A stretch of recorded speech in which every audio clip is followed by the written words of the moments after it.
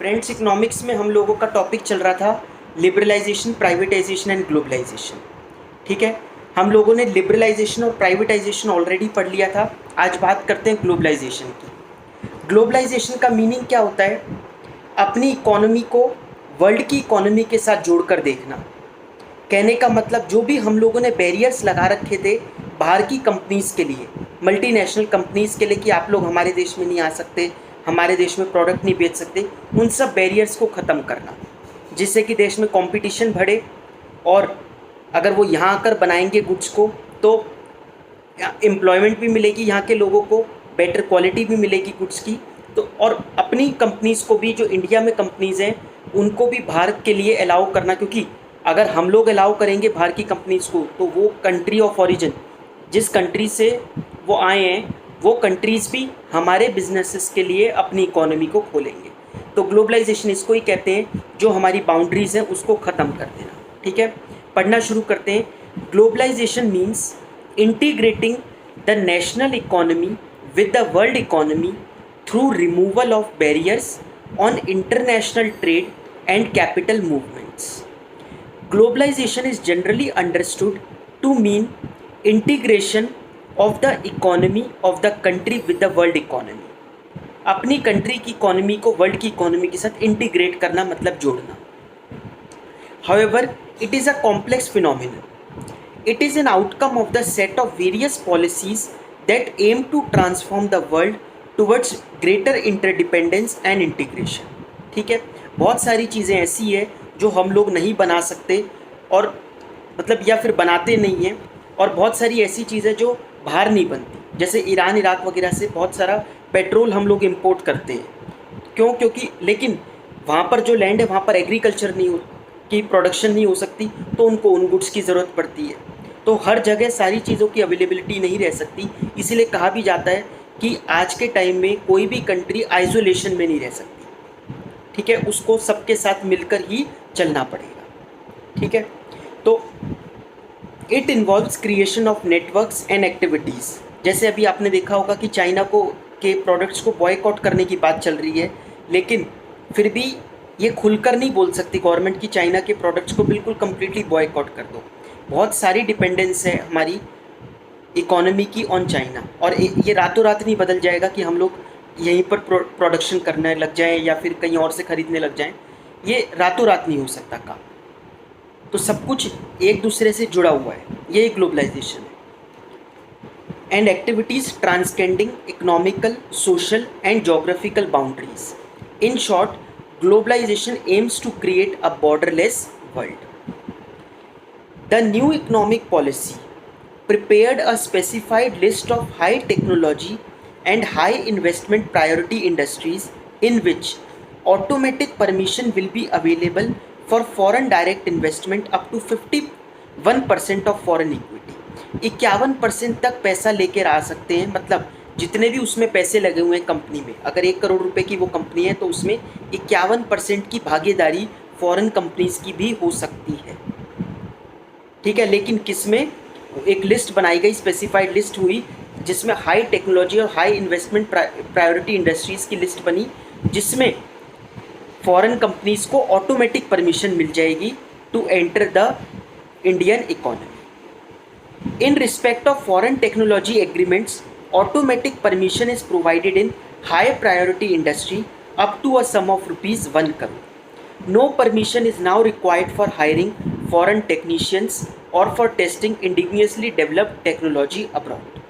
ठीक है, तो फ़ॉरेन से बहुत सारी चीज़ें ऐसी होती है कि जो टेक्नोलॉजी वगैरह, जैसे DMRC है, दिल्ली मेट्रो है, उसमें सारी टेक्नोलॉजी जापान की यूज़ हो रही है। In order to make international adjustment of Indian currency, rupee was devalued in July 1991 बाय नियरली 20%। ये पहले भी डिस्कस किया था कि रुपी को खुद डीवैल्यू किया था, जिससे कि देश के एक्सपोर्ट बढ़ पाएँ। It stimulated exports, discouraged imports, और इम्पोर्ट कम हो गए क्योंकि हमारे को तो महंगा पड़ा ना। अगर हमारी करेंसी डीवैल्यू हो जाएगी तो इम्पोर्ट करना महंगा पड़ेगा, लेकिन एक्सपोर्ट ज़्यादा हो जाएंगे क्योंकि बाहर वाले को हमारे गुड सस्ते लगने लग जाएंगे। पहले अगर $1 50 का था, अब $1 60 का हो जाए। यहाँ तो वैसे 20% कह रहा है, बट मैं एग्जांपल दे रहा हूँ, 50 से 60 का हो जाए तो हम लोग अगर बाहर से सामान खरीदेंगे तो अब 60 रुपये देने पड़ेंगे $1 का सामान खरीदने के लिए, लेकिन बाहर वालों को $1 से पहले 50 का सामान मिलता था, अब 60 का मिलेगा, तो उनके लिए और सस्ता हो गया। ठीक है। To integrate Indian economy with world, union budget 1992-93 made Indian rupee partially convertible, उसको कन्वर्ट कर सकते हैं दूसरी करेंसी में, and then the rupee was made fully convertible in 1993-94। अब उसको पूरे पैसे को जो है हम लोग फुल्ली कन्वर्ट करवा सकते हैं दूसरी करेंसी में। अगर हमारे को कहीं जाना हो या फिर बाहर से कुछ सामान मंगवाना हो तो हम लोग उसको फुल्ली कन्वर्ट करवा सकते हैं रुपये। A new 5-year export import policy was announced, ये एक्सपोर्ट इम्पोर्ट पॉलिसी अनाउंस की गई 92-97, 5 साल की थी, जैसे 5-year प्लान होते हैं। Was announced by the government to establish the framework of globalization of India's foreign trade. The policy removed all restrictions and controls on the external trade and allowed market forces to play a greater role in the respect of exports and imports. समझ में आ गया? In order to bring the Indian economy within the ambit of global competition, the government has modified the custom duty to a considerable extent. Accordingly, the peak rate of custom duty has been reduced from 250% to 10% in 2007-8 budget. 250% तक थी कुछ goods पर custom duty. ये generally ऐसी duty वगैरह रखी जाती थी कार वगैरह पे, जो बाहर से अगर कोई कार वगैरह परचेज कर रहे हैं तो 250% तक ड्यूटी थी। अब धीरे धीरे प्रोडक्ट्स पर रिड्यूस कर 10% तक ले आए, जिससे कि वही ग्लोबलाइजेशन हो पाए। Positive and negative trades of globalization, कुछ इसके पॉजिटिव इफेक्ट्स हुए और कुछ नेगेटिव, वो तो हर चीज़ के मेरिट्स और डीमेरिट्स होते हैं। In favour of globalization, globalization resulted in greater access to global markets, advance technology, technology better आ पाई। अब आप देखते हो इंडिया में टेक्नोलॉजी की कोई दिक्कत नहीं है, हर एडवांस टेक्नोलॉजी इंडिया में यूज़ हो रही है। अब तो बुलेट ट्रेन भी आने वाली है। Better future prospects for large industries of developing countries to become important players in the international arena. समझ में आ गया? तो ये था in favor of globalization. But against globalization, globalization has been criticized by some scholars because according to them, benefits of globalization, वो ये कहते हैं globalization का मतलब होता है कि बाहर की मतलब जो MNCs वगैरह हैं उनको अपनी इकोनॉमी में आने देना। तो वो तो आ जाएंगे और वो यहाँ पर बहुत अच्छा रोल प्ले करेंगे, वो पूरी मार्केट कैप्चर कर लेंगे। ठीक है, जैसे अगर हम कोक पेप्सी की बात करें तो हमारे देश में एक सॉफ्ट ड्रिंक बनती है जयंती, सुना होगा शायद आप लोगों ने नाम, लेकिन उसकी बिक्री as compare to Coca Cola कहीं पर भी स्टैंड नहीं करती। तो वो कहते हैं कि उनका ये कहना था कि जब एक डेवलपिंग कंट्री बाकियों के लिए अपनी इकोनॉमी को खोलती है तो उनके तो फ़ायदा हो जाता है, उनके देश में तो सारा पैसा चला जाता है, लेकिन हमारे देश इतना पोटेंशियल नहीं है कि हमारे देश के लोग बाहर जाकर ये चीज़ें बेच पाएँ। ठीक है, वो क्वालिटी हमारे गुड्स में नहीं है कि हम भी उनकी तरह बाहर जाएं और वहाँ से कमा कर लाएं पैसा। तो benefits of globalization accrue to more to developed countries as they are able to expand their markets in other countries. दूसरी कंट्री में जाने के लिए कमाएंगे तो बाद में पहले तो खुद का ही पैसा लगाना पड़ेगा, तो इतना ह्यूज कैपिटल भी होनी चाहिए कि दूसरी कंट्री में अपना बेस तैयार कर पाएँ। Globalization compromises the welfare and identity of people belonging to poor countries. Market-driven globalization increases the economic disparities among nations and people. क्योंकि कोई देश तो अमीर होता चला जाएगा और दूसरा देश या तो वहीं रह जाएगा या फिर और गरीब हो जाएगा। और गरीब क्यों होगा? क्योंकि जो डोमेस्टिक प्रोडक्ट हैं वो लोग खरीदेंगे नहीं, जब उनको बेटर क्वालिटी के गुड्स मिल रहे हैं और लगभग उसी दाम पर मिल रहे हैं अगर, तो फिर वो वाले गुड्स परचेज करेंगे, तो डोमेस्टिक इंडस्ट्रीज़ को नुकसान होगा, वो ज़्यादा नहीं कमा पाएंगी, तो देश और पीछे की तरफ चला जाएगा। तो इससे तो इकोनॉमिक डिस्पैरिटीज़ बढ़ेगी अमंग कंट्रीज़। ठीक है, ग्लोबलाइजेशन का एक मेजर फैक्टर होता है आउटसोर्सिंग, और अब तो आउटसोर्सिंग आप लोगों को बहुत देखने को मिलेगी। आउटसोर्सिंग का मतलब क्या होता है? देखो, हर कंपनी या फिर हर बिजनेस हर चीज़ में स्किल्ड नहीं हो सकता। सारे सब चीज़ों में वो जैक नहीं हो सकता कि उसके पास हर चीज़ की नॉलेज है। तो वो क्या करता है कि कोई भी सर्विस जिसमें उसको लगता है कि हम लोग नहीं इसके लिए कैपेबल है, उसको आउटसोर्स कर सकता है। जैसे एग्जांपल देते हैं सिक्योरिटी सर्विसेज। सिक्योरिटी सर्विसेज आजकल लगभग सब आउटसोर्स करने लग गए, चाहे वो रेजिडेंशियल सोसाइटीज़ हो, उन्होंने आउटसोर्स कर दिया, किसी कंपनी को हायर कर लिया। मतलब कौन खुद गार्ड वगैरह ढूंढे कि कौन गार्ड, फिर उनकी आइडेंटिफिकेशन कराना, पुलिस वेरिफिकेशन करवाना, वो बंदा जेन्युइन है या नहीं है, बहुत सारी चीज़ें देखनी पड़ती है और इसके लिए हर लोग कैपेबल नहीं हो सकते। इस वजह से क्या करा जाता है, ये चीज़ आउटसोर्स कर दी जाती है। अकाउंटिंग की सर्विस आउटसोर्स कर देते हैं लोग। अकाउंटिंग की फर्म्स खुली हुई हैं जो सिर्फ क्या करती हैं, कंपनीज़ की अकाउंटिंग करती हैं, अपने बंदों को भेज देती है। जैसे चांदनी चौक में बहुत सारी जगह पे ऐसा होता है कि उन कंपनीज़ का बंदा आता है, हफ्ते में 3 दिन आता है, अकाउंटिंग कर कर चला जाता है, क्योंकि उन्होंने क्या किया, दुकानों ने अपने अकाउंटिंग का काम आउटसोर्स कर दिया। ठीक है।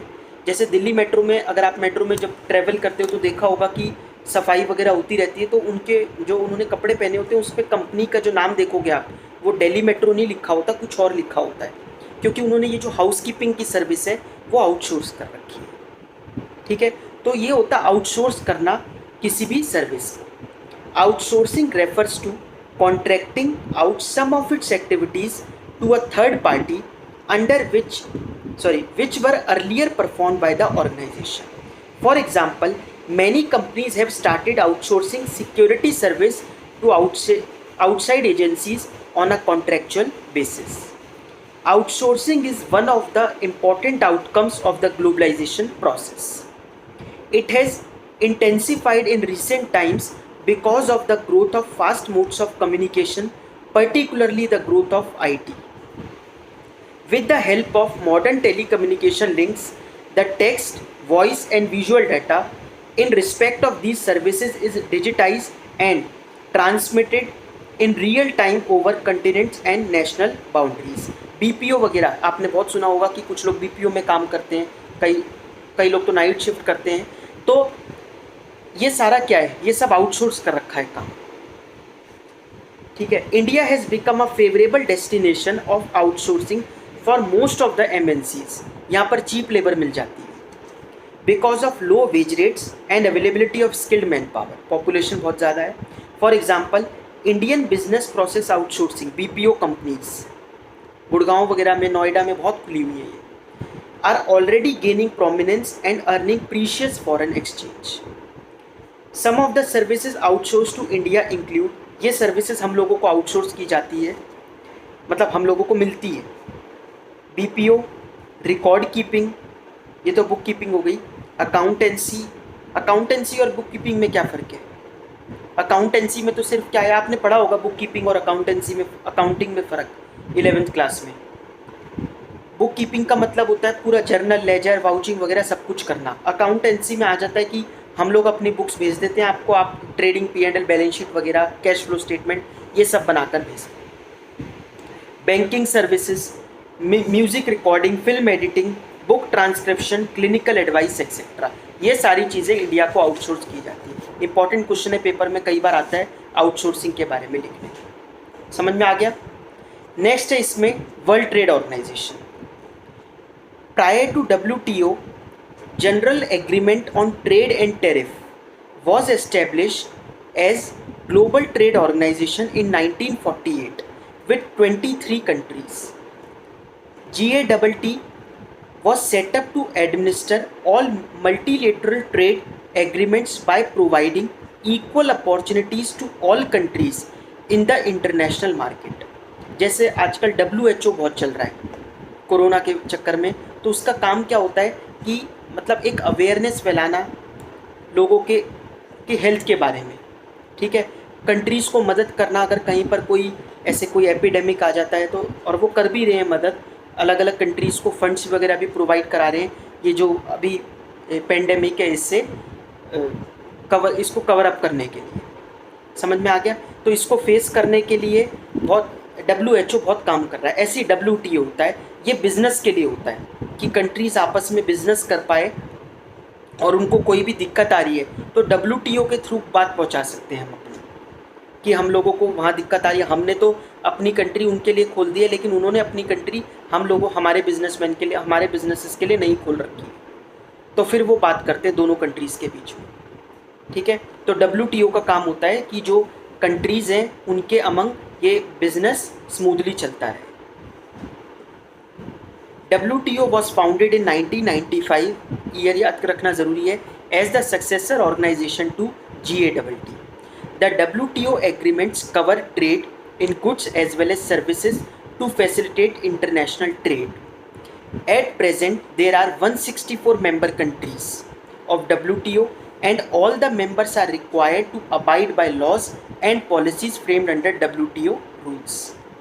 As an important member of WTO, India has been in the forefront of framing fair global rules, regulations, and advocating the interest of the developing world. India has kept its commitments made to the WTO. India has taken reasonable steps to liberalize trade by removing quantitative restrictions on imports and reducing tariff rates. Rate बहुत ज़्यादा रख रखे थे custom duty वगैरह के, उसको कम किया गया उनके कहने पर, WTO के कहने पर, और जो क्वांटिटेटिव रिस्ट्रिक्शन थी कि कोई इससे ज़्यादा इंपोर्ट नहीं कर सकता, उसको भी ख़त्म किया गया। Some major functions of WTO, अब ये पूछा जा सकता है what are the functions of WTO? To facilitate international trade, both bilateral and multilateral trade. मतलब क्या है इनका? बायलैटरल मतलब दो कंट्रीज़ के बीच में, और मल्टीलैटरल मतलब दो से ज़्यादा कंट्रीज़ के बीच में। कई बार सामान एक से ज़्यादा कंट्री में होता हुआ जाता है। Through removal of tariff as well as non tariff barriers. एक तो टैक्स के बैरियर्स होते हैं और दूसरे नॉन टैरिफ बैरियर्स का मतलब होता है बाकी भी रिस्ट्रिक्शन होती है, फॉर्मेलिटीज़ का ख़त्म करना, फॉर्मेलिटीज़ होती हैं, बैरियर जो होते हैं उसको रिमूव करवाता है WTO। To establish a rule based trading regime in which nations cannot place arbitrary restrictions on trade. To enlarge production and trade of services. To ensure optimum utilization of world resources. To protect the environment. Environment को protect करने के लिए। समझ में आ गया? तो ये था WTO वर्ल्ड ट्रेड ऑर्गेनाइजेशन। अब ये अगला क्वेश्चन दिया हुआ, should India be a member of WTO? तो ये कुछ लोगों ने कहा था कि ये डेवलप्ड कंट्रीज़ वही का फ़ायदा को ज़्यादा फ़ायदा होता है, तो इंडिया को नहीं बनना चाहिए इसका मेंबर। लेकिन रियलिटी ये है कि India is a member of WTO, तो इसका कोई मतलब नहीं रह गया। An appraisal of LPG policies, इसको आप लोग रीड कर लेना। ये LPG पॉलिसीज़, LPG मतलब लिबरलाइजेशन, प्राइवेटाइजेशन और ग्लोबलाइजेशन, ये जितने भी स्टेप्स लिए गए इंडिया ने लिए, उसका एक अप्रेजल दे रखा है कि उससे क्या क्या फ़ायदा हुआ या फिर क्या नुकसान हुआ। तो ये एक समरी बनाकर दे रखी है, इसको पढ़ लेना, पेपर में तो पूछी जा ही सकती है। लेकिन ये अलग अलग पॉइंट पर हमने अलग अलग टॉपिक पढ़े थे, जैसे इससे GDP बढ़ा या क्या हुआ, तो वो ग्लोबलाइजेशन में पढ़ा होगा या प्राइवेटाइजेशन में या फिर लिबरलाइजेशन में, उसको एक साथ दे रखा है। तो आ सकता है ये क्वेश्चन पेपर में। जैसे एक बार हम इसको रीड तो कर ही लेते हैं। Increase in the rate of economic growth, GDP में ग्रोथ हुई थी इन सब चीज़ों की वजह से, क्योंकि प्रोडक्शन वगैरह बढ़ेगी देश में जब हम फॉर्मेलिटीज़ वगैरह ख़त्म कर देंगे, लिबर्टी दे देंगे लोगों को। इनफ्लो ऑफ फॉरेन इन्वेस्टमेंट, बाहर से बहुत सारा पैसा आया, बाहर से पैसा आएगा तो फ़ायदा क्या होगा, हम लोग बाहर से इंपोर्ट कर पाएंगे।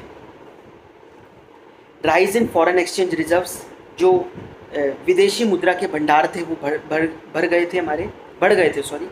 राइज इन एक्सपोर्ट्स बढ़ा था। कंट्रोल, एक्सपोर्ट्स क्यों बढ़ा था? क्योंकि रुपी को डीवैल्यू कर दिया गया था। ठीक है। कंट्रोल ऑन इन्फ्लेशन, महंगाई थोड़ी काबू में आई थी। Increase in the role of private sector, private sector का रोल बढ़ गया था, पब्लिक सेक्टर का कम होता चला गया था। क्रिटिसिज्म ऑफ इकोनॉमिक रिफॉर्म्स, इससे ग्रोइंग अनएम्प्लॉयमेंट। GDP तो बढ़ी थी, लेकिन GDP बढ़ने के बावजूद भी अब क्योंकि टेक्नोलॉजी आ गई थी, तो जब टेक्नोलॉजी आना शुरू होती है तो सिर्फ स्किल्ड लेबर की ज़रूरत पड़ती है, तो अनस्किल्ड और सेमी स्किल्ड को उस तरीके से नौकरी नहीं मिल पाती। और वैसे भी टेक्नोलॉजी बहुत हद तक जो लेबर का काम है वो पूरा ख़त्म कर देती है। आजकल प्रोडक्शन वगैरह ऑटोमेटिक होती है, पहले लेबर ज़्यादा लगा करती थी, तो उससे लेबर की रिक्वायरमेंट कम होती है, तो कहते हैं उससे देश में अनएम्प्लॉयमेंट और फैली बल्कि। ठीक है। अब तो और बात चल रही है आगे, जैसे आर्टिफिशियल इंटेलिजेंस आने वाला है, ठीक है। अब आपने सुना होगा कि बहुत सारे होटल्स वगैरह में रोबोट बना दिए गए हैं खाना सर्व करने के लिए। तो क्यों? क्योंकि ये कोरोना के वजह से भी बनाया गया है कि कांटेक्ट कम होगा एक दूसरे से लोगों का। लेकिन इन सब चीज़ों का अल्टीमेट इम्पैक्ट ये पड़ेगा कि इंडिया में पॉपुलेशन बहुत ज़्यादा है, तो अनएम्प्लॉयमेंट बढ़ने ही वाली है। निगलेक्ट ऑफ एग्रीकल्चर, इन सब चीज़ों में आपने पूरा टॉपिक पढ़ लिया, एग्रीकल्चर की कहीं पे भी बात नहीं कही गई। तो एग्रीकल्चर को निगलेक्ट किया जाता था इन पॉलिसीज़ में। Low level of industrial growth भी जितनी एक्सपेक्टेड थी उतनी नहीं हो पाई थी। इनइफेक्टिव डिसइन्वेस्टमेंट पॉलिसी, डिसइन्वेस्टमेंट का मतलब होता है जो गवर्नमेंट ने डिसइन्वेस्टमेंट की पॉलिसी निकाली थी कि हम इसको प्राइवेटाइज कर रहे हैं, जो खरीदना चाहे प्राइवेट बंदा वो खरीद सकता है, वो इतनी इफेक्टिव नहीं थी, ज़्यादा पैसे उससे फंड रेज नहीं कर पाई government. Ineffective tax policy, tax अभी भी इतना कॉम्प्लेक्स है, जीएसटी आने के बाद भी बहुत कॉम्प्लेक्स है, तो ये तो वैसे भी बहुत पुरानी बात कर रही है। स्प्रेड ऑफ कंज्यूमरिज्म, कंज्यूमरिज्म मतलब लोगों को एक खरीदार के रूप में देखा जाता है, मार्केट को, जैसे यूएसए के लिए कहा जाता है कि वो इंडिया को एक मार्केट के रूप में देखते हैं कि इतनी बड़ी पॉपुलेशन है तो यहाँ पर सामान बिकेगा तो बहुत पैसा ही पैसा होगा उनके पास, तो कंज्यूमरिज्म बढ़ गया था। अनबैलेंस्ड ग्रोथ तो हो रही थी लेकिन अनबैलेंस थी, लोगों मतलब अमीर और गरीब के बीच का जो गैप है वो कम नहीं हो पा रहा था, ठीक है। ये सब चीज़ें हैं फेवर में और इसके अगेंस्ट में एलपीजी पॉलिसीज़ की। समझ में आ गया ये चैप्टर? तो ये आप करके देख लेना, इसका मैं एक असाइनमेंट भेज दूंगा, बाकी हम लोग नेक्स्ट क्लास में